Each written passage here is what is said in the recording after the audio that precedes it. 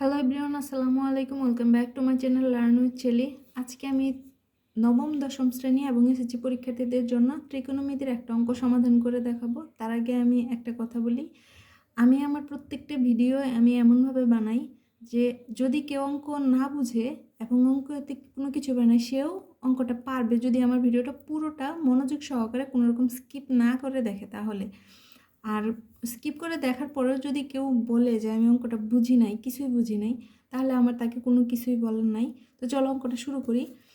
প্রথমত আমাদের যে একটা দেওয়া আছে sine to the power 4 theta plus sine square theta equal 1 হলে প্রমাণ করো যে 10 to the power 4 theta minus 10 square theta equal 1।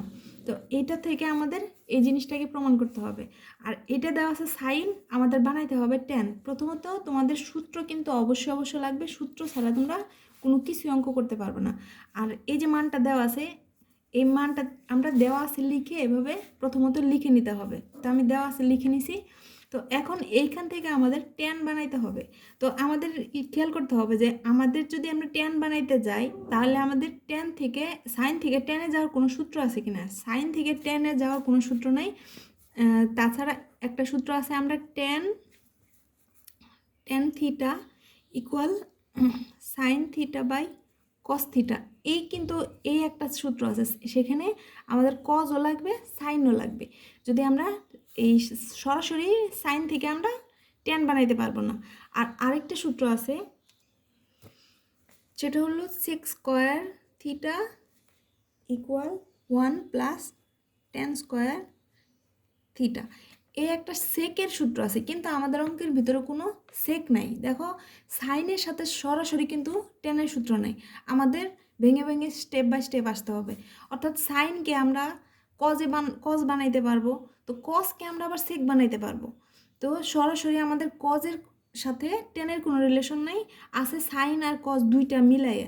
তো এখন আমাকে এই সাইনটাকে প্রথমে আগে কজ বানাইতে হবে, কারণ কজ থিটা ইকুয়াল আমাদের একটা সূত্র আছে 1 বাই সেক থিটা, মানে আমরা সাইনকে কস বানাবো, কসকে আবার সেক বানাইতে পারবো, তারপরে আবার সেক থেকে আমরা টেনে যেতে পারবো। তাহলে আমাদের কয়েকটা স্টেপ এখানে সূত্রের স্টেপ বাই স্টেপ ফলো করতে হবে।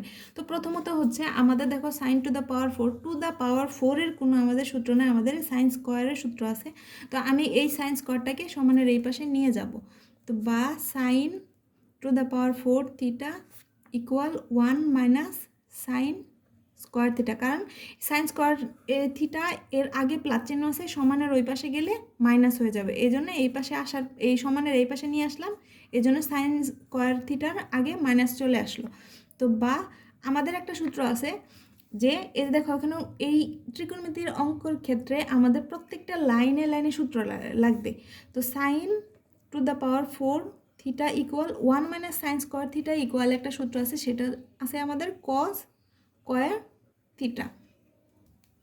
তো এখন আমি এখানে কস স্কোয়ার লিখলাম, কারণ এটার একটা সূত্র আমাদের অলরেডি আছে। দেখো এখানে আমি 3টা সূত্র লিখছি, তারপরেও কিন্তু এই 3টা কিন্তু আমি ইউজ করব, তারপরেও আরও সূত্র লাগিয়ে গেছে, মানে প্রত্যেকটা লাইনের লাইনেই আমাদের সূত্র ইউজ করতে হবে। এখন আমাদের এই দেখো এখানে সাইন টু দ্য পাওয়ার 4 থেকে আমরা 10 টু দ্য পাওয়ার 4 বানাবো। যদি আমরা 10 টু দ্য পাওয়ার 4 বানাইতে চাই তাহলে আমাকে এখানে কি সাইন টু দ্য পাওয়ার 4, আর আমরা সাইন থেকে যদি 10-এ যেতে যাই তাহলে আমাকে কি এখানে কজ আনতে হবে। এই যে এখানে কজ সূত্রের মধ্যে কজ আছে, তাহলে আমার এটার নিচে কিন্তু আমাদের কজ দিতে হবে। তো এখন শুধু কজ দিলে কি হবে না, এখানে যেমন sine to the power 4 theta আছে, সেমভাবে এখানে আমি কস টু দ্য পাওয়ার 4 দিয়ে আমি ভাগ করব। কেন নিলাম, কারণ আমি এখানে এটাকে 10 বানাবো। 10 বানানোর জন্য এখানে যেহেতু পাওয়ার 4 আছে, এখানেও পাওয়ার 4 কস টু দ্য পাওয়ার 4 নিতে হবে। তো এখন ভাগ করতে হবে, কারণ এখানে যে ভাগ আছে সূত্রের মধ্যে, তো এই জন্য আমি ভাগ করলাম। এখন তুমি যদি এক পাশে কস টু দ্য পাওয়ার 4 ইচ্ছা মতো দিলেই তো তোমার অঙ্ক হবে না। তো তোমাকে এমনভাবে দিতে হবে যে দুই পাশে দিতে হবে, যেমন এখানে কস স্কোয়ার থিটা আর এখানে কস টু দ্য পাওয়ার 4 দ্বারা আমি এই পাশেও ভাগ করছি, ঠিক সেমভাবে এখানেও আমাকে ভাগ করতে হবে।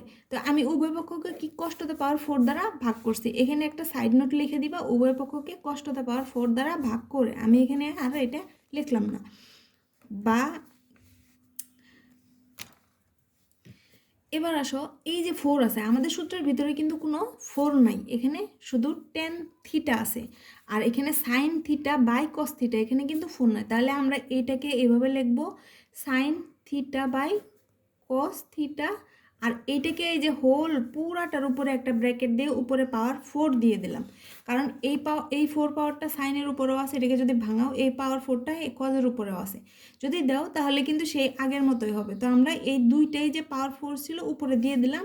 এবার দেখো এইটাকে কিন্তু আমরা একটা ভাঙাই লিখতে পারবো, এখানে cos স্কয়ার থিটা, আর এই যে পাওয়ার 4 আছে 4টাকে ভাঙাই কিন্তু আমরা cos square into cos square theta into cos square theta লেখা যায়। মানে দুইটা এভাবে যদি এই পাওয়ার দুইটা একসাথে যোগ করি, তোমরা সূচকের অঙ্কের ক্ষেত্রে যদি চিন্তা করো যে এটাও ভিত্তি এটাও ভিত্তি, দুইটা একসাথে করলে পাওয়ার দুইটা যোগ হয়ে যায়, অর্থাৎ এখানে cos টু দ্য পাওয়ার 4 হয়। অর্থাৎ আমরা এটাকে ভাঙাইলে 2 দুগুণে 4 হয়, এই দুইটা পাওয়ার আসলে যোগ হয়, 2 আর 2 4।